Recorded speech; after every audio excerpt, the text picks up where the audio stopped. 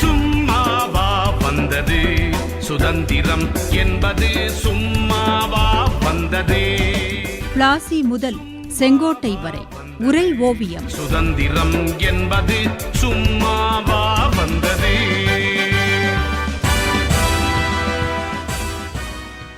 மணிகர்ணிகா என்ற வீரச் சிறுமி ஜான்சி ராணியான சரித்திரத்தை சொன்னீர்கள். ஜான்சி ராணி லக்ஷ்மிபாய் என்ற உடனேயே ஒரு குதிரையின் மேல் ஏறி முதுகில் குழந்தையை கட்டியபடி வாள் உயர்த்தி போரிடும் உருவமே மனதில் பதிந்திருக்கிறது தாயே.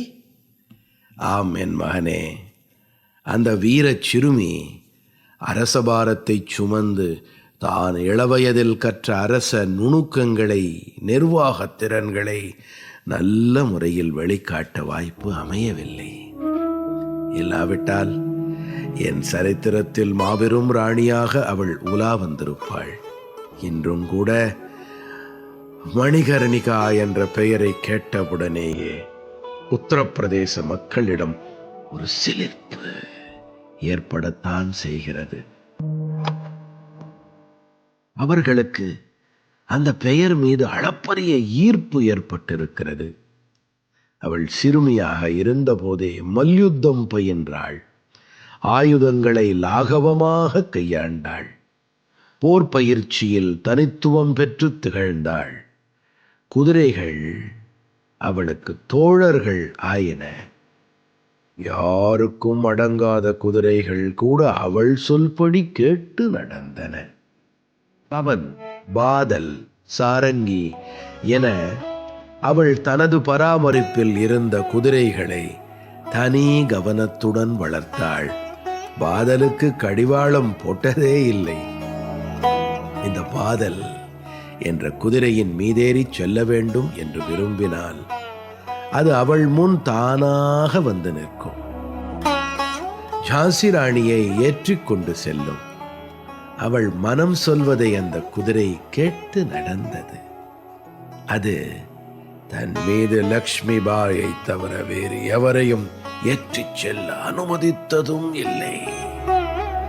அவள் தன் வீரர்களிடையே வீர உரை நிகழ்த்தும் போதெல்லாம் தன் குதிரை பாதலை புகழ்ந்து பேசுவாள். விஸ்வாசத்தின் உறைவிடம் என்பாள்.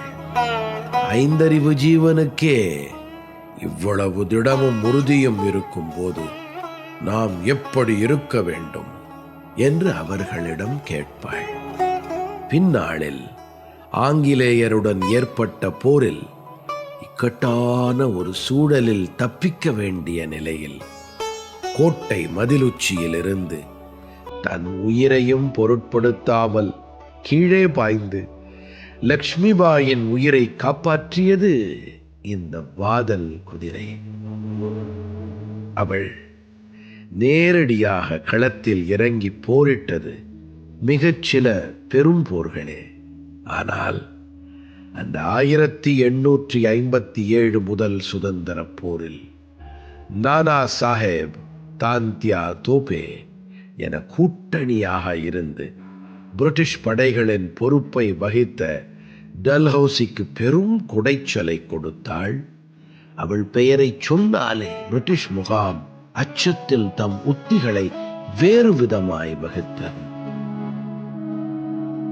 அவளை எதிர்த்து போட்டியிட்ட படைகளின் எண்ணிக்கையில் 1/10 மட்டுமே அவள் பயன்படுத்தி வந்தாள். ஆனால் அசாத்தியமான துணிச்சல், போர்த்தந்திரம் அவைதான் அவளுக்கு வெற்றிகளை தந்து கொண்டிருந்தன. போரிடும் வீரன் உடல் வலுவுடனும் நலத்துடனும் இருக்க வேண்டும் என்று அவள் வலியுறுத்தினாள். உடல் நலனுக்கே முக்கியத்துவம் கொடுத்து செயல்படுத்தினாள்.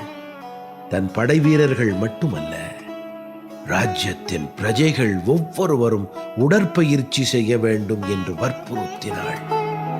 தானும் தன் மக்களின் முன்னிலையில் உடற்பயிற்சி மேற்கொண்டாள். பஸ்கி, தண்டால் என பயிற்சிகளை செய்து உடல் வலுவுடன் இருக்க ஊக்கப்படுத்தினாள். அதனால்தான் ஒரு போர் என்று முடிவான போது வீரர்கள் மட்டுமன்றி அவள் ராஜ்யத்தின் இளைஞர்களும் பெண்களும் கூட போரிட முன் வந்தார்கள். லக்ஷ்மிபாய் ஒரு சாதாரண பெண்தானே என்று பிரிட்டிஷார் அவளிடம் அலட்சியமாகவே இருந்தார்கள். அவளை ஜான்சி கோட்டையை விட்டு அப்படி நினைத்துத்தான் வெளியேற்றினார்கள். அவர்களின் கவனம் எல்லாம் சிப்பாய்கள் மீதே இருந்தது. ஆனால் 1857 சுதந்திர போரின் ஆரம்பம், வடிவம் எல்லாம் இவள் கொடுத்த தாக்கம்தான் என்பது பிரிட்டிஷாருக்கு பின்னாளில் புரிந்தது.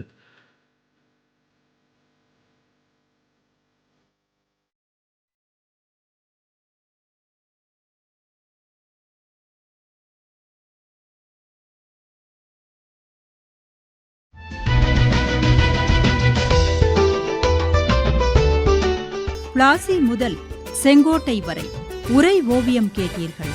ஆசி கூறி வாழ்த்திடவே அஞ்சிடுவார் பெரியோர், மாசு பேசி மயக்கிடவே முனைந்து நிற்கும் சுற்றம். இருந்த போதும் லட்சியத்தில் வீறு நடை போட்டு இன்னுயிரை தந்தவர்கள் எத்தனையோ எத்தனை. படைப்பு சென்னை வானொலி நிலையம்.